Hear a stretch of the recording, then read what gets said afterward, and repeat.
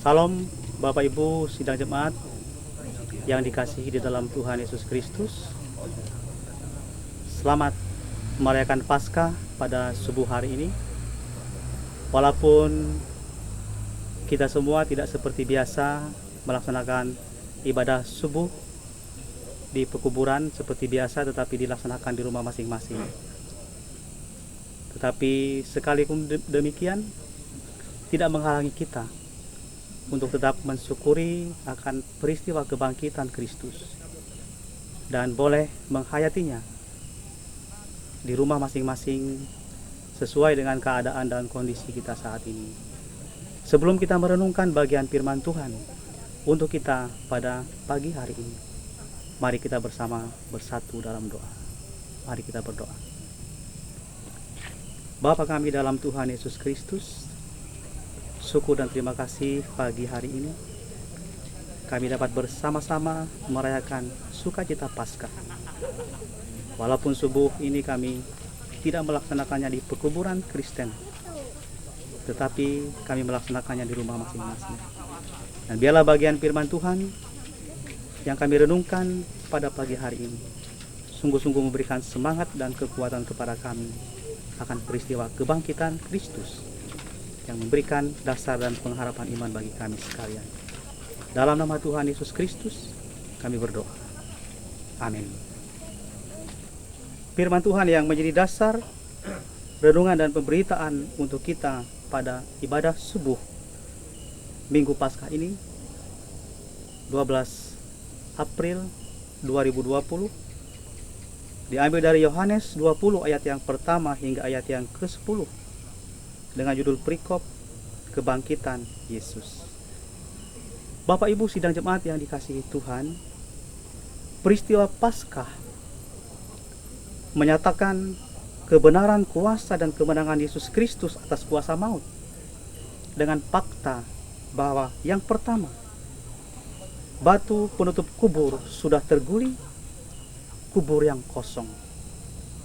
Artinya bahwa Yesus Kristus sudah tidak berada di kuburan pada saat itu.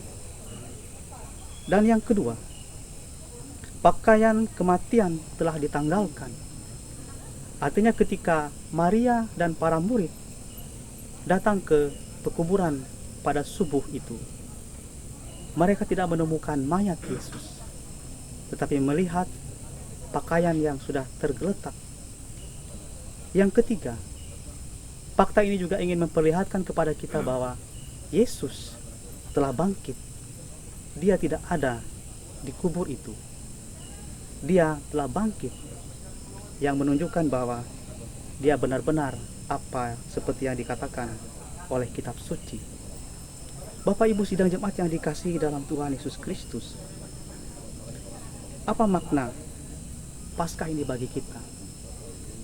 Tentunya Paskah adalah sebuah sukacita yang besar bahwa Yesus telah bangkit pada hari yang ketiga, kubur yang kosong.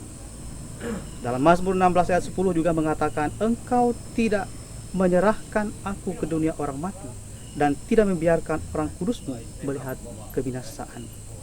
Karena apabila Yesus tidak dibangkitkan, maka sia-sialah percaya kita, dan kita pun masih hidup di dalam kuasa dosa. Jika Kristus tidak dibangkitkan, maka Injil hanyalah sebuah cerita fiksi belaka, dan percuma Injil itu kita beritakan. Tetapi faktanya bahwa Yesus Kristus telah bangkit, ya dan amin. Itu sebabnya Bapak Ibu sidang jemaat, Tuhan Yesus memberikan perintah kepada para murid dan kepada kita semua. Pergilah ke seluruh dunia, beritakanlah Injil kepada segala makhluk. Siapa yang percaya dan dibaptis akan diselamatkan, tetapi siapa yang tidak percaya akan dihukum. Markus 16 ayat yang ke-15 hingga yang ke-16. Bapak Ibu yang dikasihi dalam Tuhan Yesus Kristus, kebangkitan Kristus telah memberikan kepastian bahwa di balik kematian ada kehidupan. Tuhan Yesus sendiri mengatakan, Akulah kebangkitan dan hidup, barang siapa percaya kepadaku, ia akan hidup walaupun ia sudah mati. Ini merupakan bukti, ini merupakan sebuah keyakinan kepada kita bahwa Kristus benar-benar bangkit dari antara orang mati.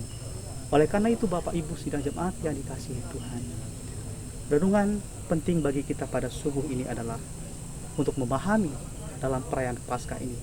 Yang pertama, bahwa orang Kristen bukan menyembah Tuhan yang mati. Kita menyembah Tuhan yang hidup, yang telah mengalahkan kematian. Kita harus percaya bahwa Dia telah hidup, tetapi tetap berkuasa sampai selama-lamanya.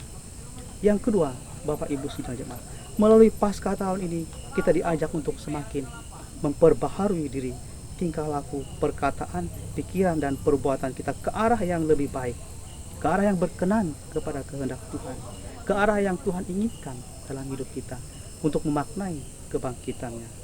Yang ketiga, firman Tuhan ini juga ingin mengajak kepada kita sekalian. Jika selama ini kita membenci dan dendam terhadap seseorang, sejak sekarang mari kita belajar untuk semakin mengasihi dan mengampuninya. Jika selama ini kita diselimuti pikiran-pikiran kotor, maka sejak saat ini kita memperbaiki kehidupan kita untuk berpikir secara positif, untuk melihat segala sesuatu dengan penuh keyakinan, untuk membuka iman dan pengharapan kita bahwa kasih Kristus mengajarkan kita untuk melihat akan kebaikan-kebaikan yang dinyatakan di tengah-tengah kehidupan kita. Dan yang berikutnya, Paskah ini juga ingin mengajak kita untuk merenungkan bahwa di tengah wabah virus corona ini, tentu banyak hal yang kita rasakan yang tentunya tidak mengenakan dan tidak nyaman bagi kita. Kita tidak bisa berkumpul bersama-sama di gereja, kita tidak bisa berkumpul bersama-sama dalam persekutuan ibadah keluarga.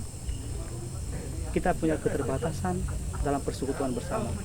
Tetapi keadaan itu juga tidak menghalangi kita untuk boleh senantiasa bersyukur kepada Tuhan. Dan kita percaya melewati peristiwa ini, kasih dan keselamatan Tuhan akan semakin dinyatakan di tengah-tengah hidup kita. Wabah corona ini, kita yakini dalam iman akan pasti berlalu.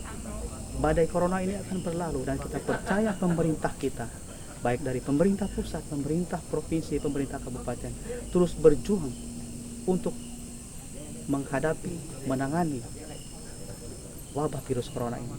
Melewati para medis, perawat, bidan, dan dokter yang terus berjuang bersama kita seluruh warga masyarakat, bahkan warga gereja.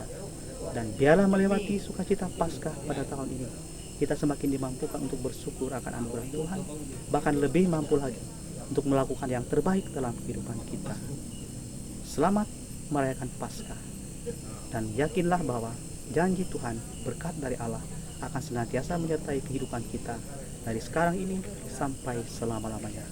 Tuhan Yesus memberkati kita. Amin.